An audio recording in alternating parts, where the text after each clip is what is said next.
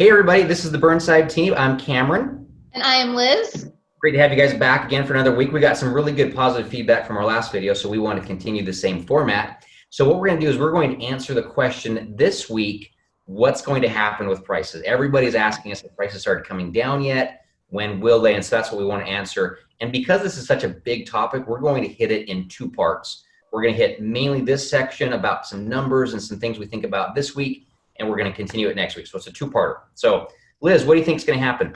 Let me share my screen with you really quick so I can show you some statistics.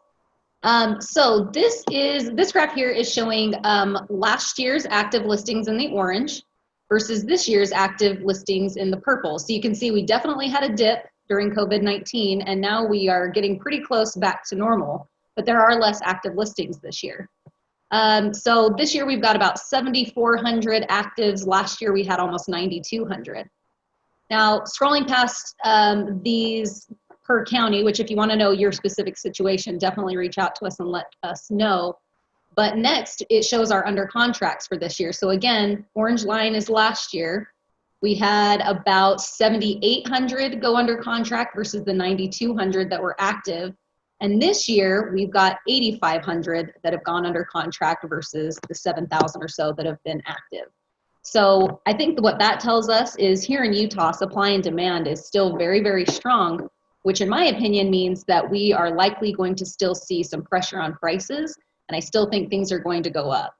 Now, long term, what that ends up meaning is still kind of hard to tell. Tell us what you think, Cameron. So the short answer is we don't know for sure. This is unprecedented time. We don't know what's going to happen. Those economic numbers are saying we're anticipating some good things still. The hard part, though, is that we don't know what's going to happen because of the fallout in Q3 and Q4 of this year, maybe even beyond, people losing jobs, businesses going under, and if there's a resurgence in what happens this year from what happened beginning of this year. So ultimately, we don't know. It's kind of hard to say that. I think, though, the bigger question that people should be asking themselves is not so much what's going to happen to prices, is what's the fundamental reason of why I'm looking to move, okay? Because even if we look at the data from history, when we had the Great Recession, we got hit hard. And if you look over the course of about 3 years, our values did go down 30%. That was enormous. Nevertheless, over the next 7 years from that, our prices, our values went up over 63%. And what's happening right now is that so many people are now staying in houses longer for the course of 10 years approximately.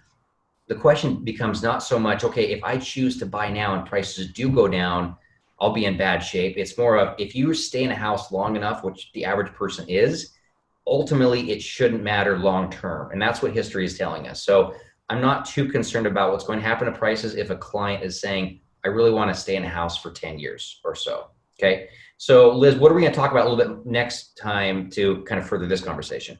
We're going to chat with you guys a little bit more about how to tell when it's at the bottom of market and how you can tell when we're potentially at the top of market.